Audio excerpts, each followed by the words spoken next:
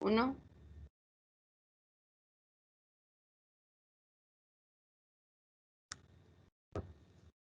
Hola, buen día. Nosotros somos el equipo número 2 y el día de hoy nos vamos a permitir presentarles 3 diferentes estrategias de aprendizaje, las cuales son el collage, el estudio de caso y el cuadro comparativo. A continuación, mi compañero Eduardo presentará a los integrantes de nuestro equipo. Nosotros somos el equipo 2 conformado por su servidor Eduardo Gómez Cantú, mi compañera Gloria Emilia Valdés Lara, Alexis Aguirre Alanís, Itzel Cristina de la Fuente Guerrero, Rafael Salas Alanisi y Alejandro González Escamilla. Bueno, el día de hoy la primera estrategia que presentaremos es el cuadro comparativo. Pero, ¿cómo se define el cuadro comparativo? El cuadro comparativo es un instrumento de estudio basado en el aprendizaje visual, que ordena y compara información sobre alguna materia. ¿Y en qué consiste? El cuadro comparativo es una estrategia que permite identificar las semejanzas y diferencias de dos o más objetos o hechos utilizando una tabla que organiza la información. ¿Para qué sirve?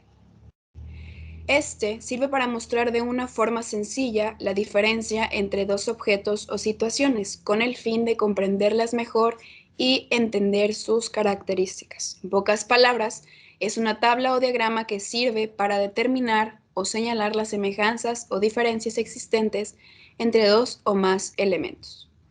Y los beneficios de esta son que, mediante la observación, permite desarrollar la habilidad de comparar.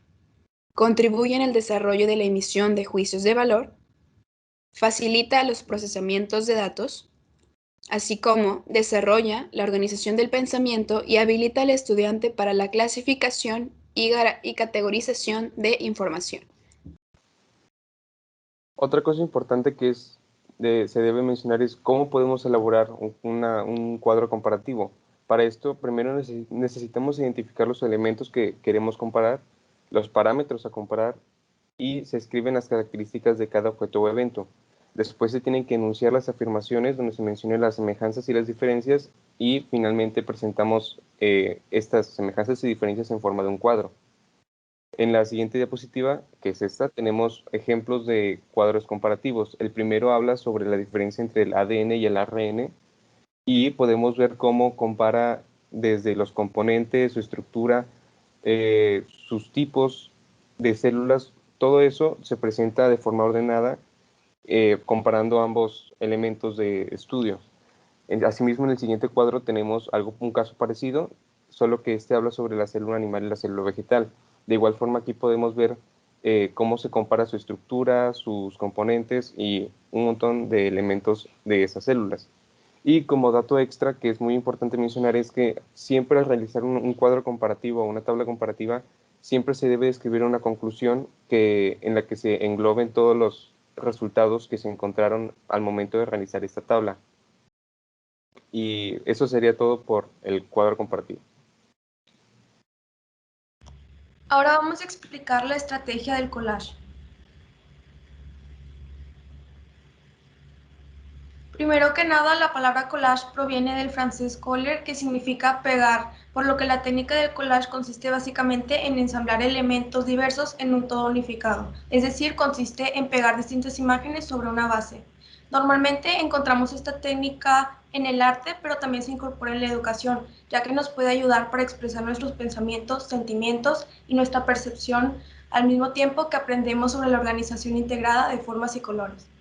Las características principales de esta técnica es que tiene que ser una composición original, creativa e imaginativa de una realidad o un tema específico. Normalmente se elabora en una superficie de papel, un lienzo o un tablero, aunque en mi opinión, el material depende de lo que busca la persona que lo elabora. Se elabora con recortes de periódicos, revistas, papeles de colores, fragmentos de fotos, telas, plásticos, maderas, metales y muchos otros materiales que al mismo tiempo se combinan con técnicas como el dibujo, la pintura o el grabado. A continuación, yo explicaré para qué sirve un collage. Bueno, pues esta técnica, además de ser una excelente estrategia de aprendizaje, también puedes ayudarte a despertar tu creatividad y tu sensibilidad, ya que plasmas por medio de imágenes e incluso texturas, imágenes, pensamientos y emociones, así como los sentimientos. Solamente utilizando los objetos que nos rodean, como dijo mi compañera Itzel, existen demasiados, puedes usar papeles, recortes, periódicos, plumas y diversos materiales. Y también no puede pensar que la definición aquí hace más énfasis en los sentimientos y emociones, que se puede relacionar más en el arte, y tal vez en el estudio no piense que no les puede servir, pero la verdad es que al momento de aprender algo también sería buena estrategia relacionarlo con las emociones, sin olvidar mencionar que el collage también puede representar conceptos. Los pasos para elaborar un collage, el primero que nada es reunir los elementos elegidos que quieres plasmar en tu composición.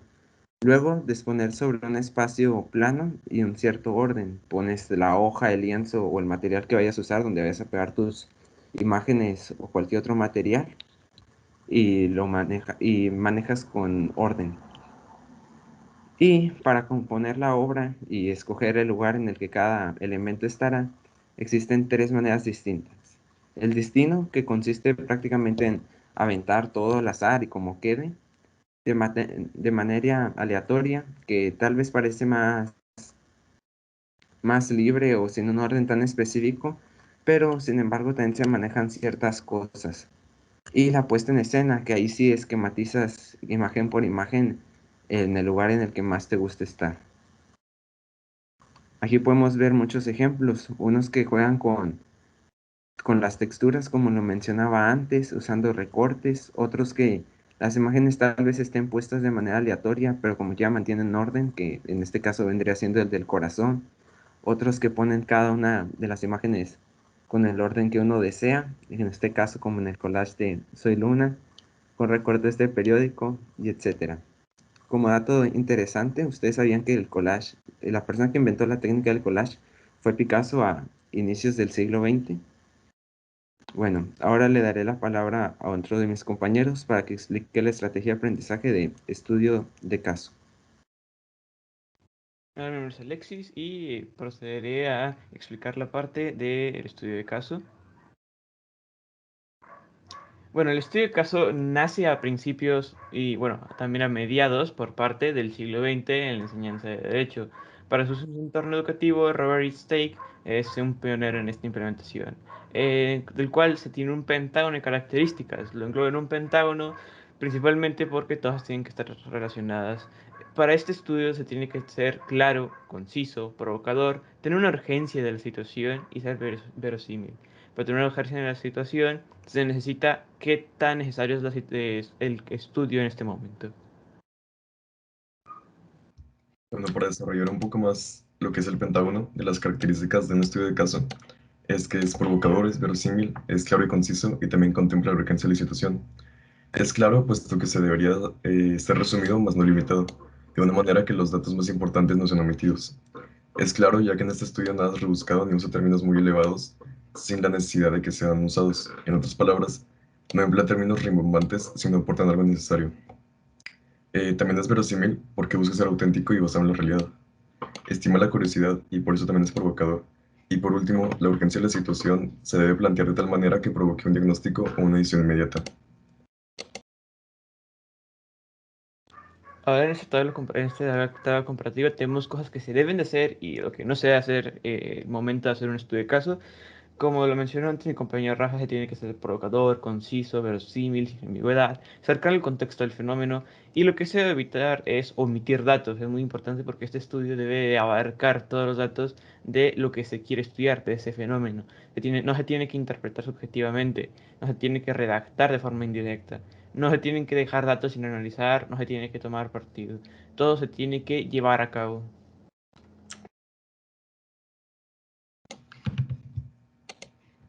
Bueno, la metodología hace referencia a los procedimientos con razón usados para alcanzar el objetivo de una investigación. En este caso, con la estrategia que estamos viendo, es posible usar uno, empezando por la elaboración del caso, en donde se busca el caso y los equipos son formados. Para la elaboración del caso se hace una transcripción del mismo En ella se redactan los datos del fenómeno a investigar y la información deberá ser objetiva y sin modificaciones.